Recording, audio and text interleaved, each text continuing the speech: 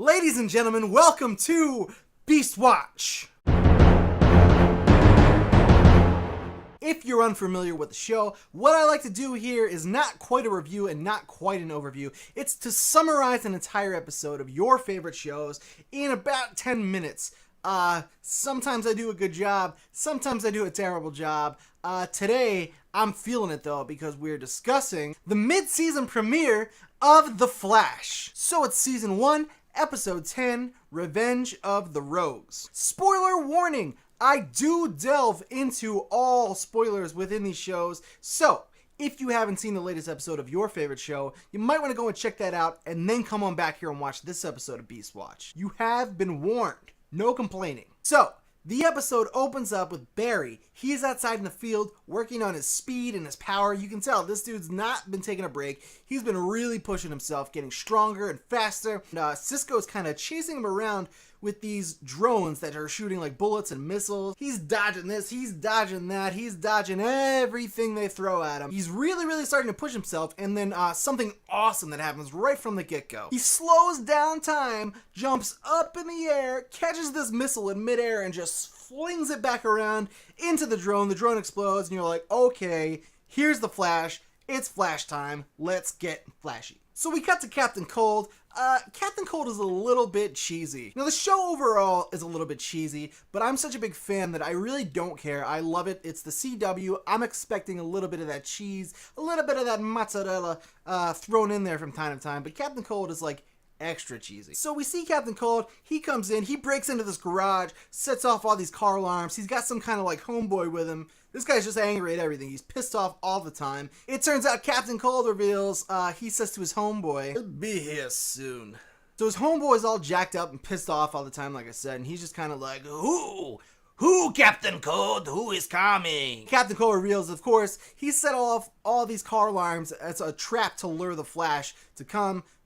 He hears all these cop sirens, all these cops. The Flash would have been there by now because he's the Flash and he's super fast. But he's not. He doesn't show up, and all these cops are coming, so now these guys are like, okay, we better get the F out of here. So like I said, the Flash never shows, but Barry does. He shows up with all the police. They're talking, investigating, because he is like the, he's a forensic investigator, I believe. When he's not busy flashing around all over the place, he's helping out the cops. So he shows up, and they want to figure out what's going on, and he realizes, oh, this was supposed to be a trap. I was supposed to show up here and fight them.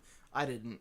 Whatever. So Captain Cold and his homeboy, who is unnamed as of now, want to go steal this painting. That's their next bright idea. So back at Star Labs, the Flash is out there with his Star Labs crew, Cisco, Dr. Wells, Caitlin.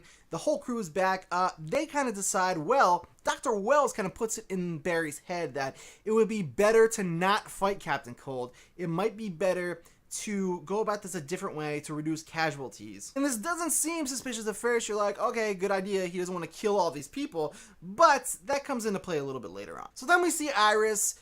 We cut to Iris. She's flirting with her tool guy, blonde boyfriend. He's a cop. He works for the cops. I can't stand that guy. He's probably the Barbara Gordon of the Flash series, if I had to describe him for you. So we cut to them, and they're talking about, being all gushy romantic and stuff, and then we see this guy, and he's all like, hey, babe, don't you think, maybe it's time you and me get our own place? What do you think, huh? What do you think? Barry walks in the room. Now shit's getting awkward, because if you watch the first half of the season, you know that Barry, confessed his love to Iris, so now shit's weird because, like, I don't know, she's kind of like his sister because they grew up together, but not really, so you can't really blame him. Should it be wrong because they kind of grew up together? Should it matter because he kind of wants to do it with her anyway? I don't know, it's not for me to decide. If that's what Barry wants to do, I support him because he saves the world, so why shouldn't the guy get a little bit of action on the side, but he's not saving the world. So anyway, Barry comes in, he goes up to Joe, and he's like, look, Joe, I know you want me to fight these guys, but I'm just not going to lose anybody. I can't lose anyone anymore. It was good. It was a good acting. I was not as bad as my acting. This guy, he was really bringing the emotion out of the scene. I loved it. That was a good scene. So then we're back at the house where Iris starts to move her stuff out. Barry's there. It's awkward again. Moping on the steps. Doesn't know what to do with himself. He's real sad about it. And then he tells Joe that he told Iris that he loves her, which I didn't actually know that Joe knew about that whole situation. I guess I kind of forgot, or maybe I just missed a part of an episode once or anything, but Joe knows apparently. So he tells him what's going on. Anyway, let's get back to the good stuff. So we cut to Barry in the lab with Caitlin. They're doing some research on the computer. Caitlin finds this thing called Firestorm. Not the name you're thinking of, but it's actually an acronym for some kind of crazy science experiment. So there's just like pages and pages of research, and she's like, I can't read this. This is just too much for me to read. And then Barry's like, I'll read it. No problem. And he just kind of is like, speeds right through all the research. He knows everything now. He's a genius. He got it under control. So they find a lead about what happened to Caitlin's ex-husband now. She thought he was dead. It was later revealed he's just like this crazy dude engulfed in flames.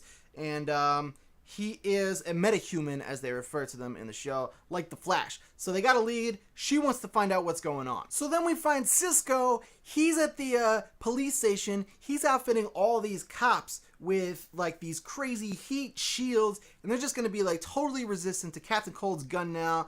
The cops are kind of pissed. They don't really like Star Labs so much, because of the giant explosion that turned everybody into a bunch of mutant freaks in the whole entire city. You might understand why they might not like you so much now. But Cisco wants to make things right. Star Labs wants to make things right. They're trying to help out. So now they're outfitting these cops with these awesome shields. And at the police station, Joe goes up to Dr. Wells and he's like, Barry told me he doesn't want to fight. I know Barry. That's not Barry. Joe's a smooth cat. I like Joe. It's the guy from Rent. I don't remember his name, but he's from Rent. I know that much. And he's pretty cool on the show. I like him a lot. So Joe's on to Dr. Wells now. He knows something's not right. Something's going on. He doesn't like it. So we cut to the middle of the street of the city. It's a whole bunch of cops on one end. And then we see Captain Cold and his homeboy down this end. They're looking real pissed. The cops are looking real pissed. Something's about to go down. So Captain Cold calls out to his buddy. He's like, Mick, come on. And then you're like, oh, Mick. Of course his name is Mick. He turns out to be none other than Heatwave. So now we got Captain Cold and Heatwave. They both got their weapons. They're blasting away. You got fire and ice are just flying all over the place at the cops. So shit gets a little hairy because the cops got these shields now. Stuff's going nuts. Then Heatwave comes out with his crazy gun and he just like blasts the cops real quick. And then they split. They don't want to get in any more trouble. Flash is not there. He's not showing up again. So they take off, obviously, because the Flash doesn't want to fight. So Captain Cold and Heatwave are back at their base now, and they're discussing their next move, and Heatwave's all like, I want to go for the prize. I want the money. I want to get the loot. And Mr. Cheese himself, Captain Cold's kind of like, do you want to just go after the money? Or do you want to just take out the Flash? Make this city our home, and we can take whatever we want. It really is. It's not that far off from the way he sounds. He's like the worst guy in the world. So we cut to Caitlin. She's got this lead on Firestorm. She shows up with this guy. They're talking it out. She gets a little bit of information out of him. Then she's ready to go. She's leaving. It's nighttime. She's walking to a parking lot. What could happen? What bad could happen to a young lady walking at night in the worst place ever when there's giant supervillains running around loose? So Captain Cold and Heatwave, of course, ambush Caitlin as she's getting ready to leave. They freeze her door all up and they take her hostage. So next we find Barry. He's at Star Labs the next morning. He gets a phone call about Caitlin going missing. He flies out the door. He's gone. Super speed. Remember, he's the Flash. So Barry's pissed now. He's on the case. He's going to find out what's going on. So Captain Cold and Heatwave issue out this like terrorist video and they're kind of like, Flash, show yourself or we're gonna kill the girl. So what's he gotta do? Flash has to fight now. He's had enough. Everyone's had enough. These guys need to be taken out. So Joe calls Barry and he's like, Barry, if you go there tonight, everybody's gonna know that the Flash is real. Flash doesn't say anything. He's just looking straight ahead. He's got his eyes kind of like frowned and closed. The music starts amping up. Stuff's about to get real. So now we have it. We're back in the street. There's a standoff. Flash shows up. Cops see him. They're like, yo, everybody stand back. This guy is real. What is happening to our lives and our heads right now? The Flash is here. He's a real thing. The Flash is kind of awesome.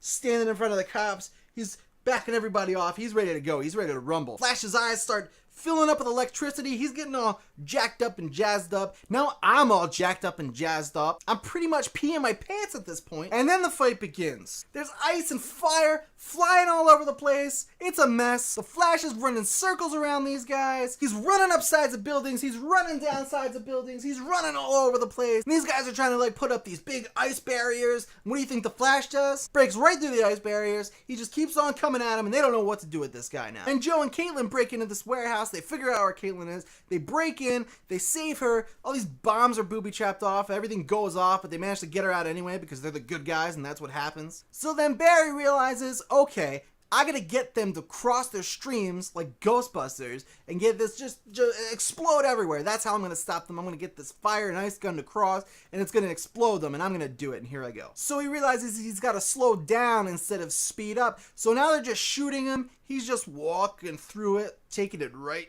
to the chest. He's hurt. He's can't move. He's going for it. And then he gets them across the streams and they explode, and it's awesome, and I love it so much. The Flash rules. These guys are on the ground. His costume's all torn up. He's looking all smoky and frayed and awesome and crazy. Captain Cold, of course, in all of his cheesiness, looks up and says, "Next time, Flash." And then Flash, being the amazing, awesome superhero that he is, looks down at Captain Cold and real cocky and confidently says, "There won't be a next time." It's the best thing ever. It's the best line ever. What an episode. So those two chuckleheads get prison. They get taken away to prison. They get locked up. They're driving away now to prison.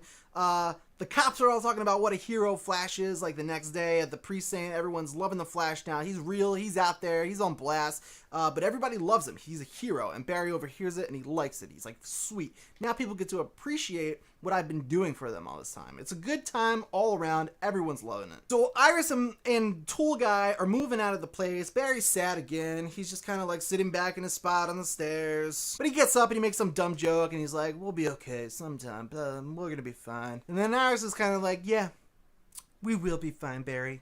And that's all well and good. I don't really care about any of that. Who cares? So then Joe and Barry decide that Barry's going to come move back in with Joe. There's a funny banter right there. I like their interaction. I like the relationship between Joe and them.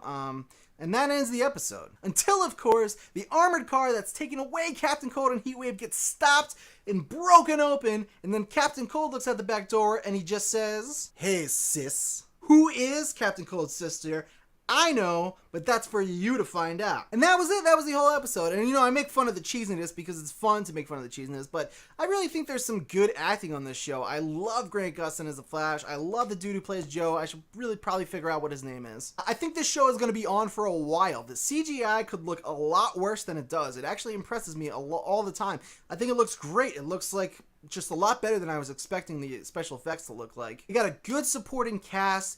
Everyone's really tight on the show, and I'm just such a big fan, and it was a really good, strong first start to the back half of their first season ever, and they're doing really, really well. What did you guys think of the episode? Share with us what you think about it in the comments below. Then make sure you subscribe and come on back to the Level Up Network, especially because this week another mid-season premiere is taking place, and if you don't know what show I'm talking about, then Level Uppers, you have failed this city. So make sure you guys come on back to check that out, as well as all the other episodes of Beast Watch that I'll be posting, and all of the other awesome content that we have rolling out on here. We got Greg's Gazette. Greg's off to a great start. We got live streams, and we got so much more coming for you guys. So make sure you subscribe, because we're working really hard, and we hope you guys are enjoying the content. But that does it for this episode of Beast Watch. I hope you enjoyed it.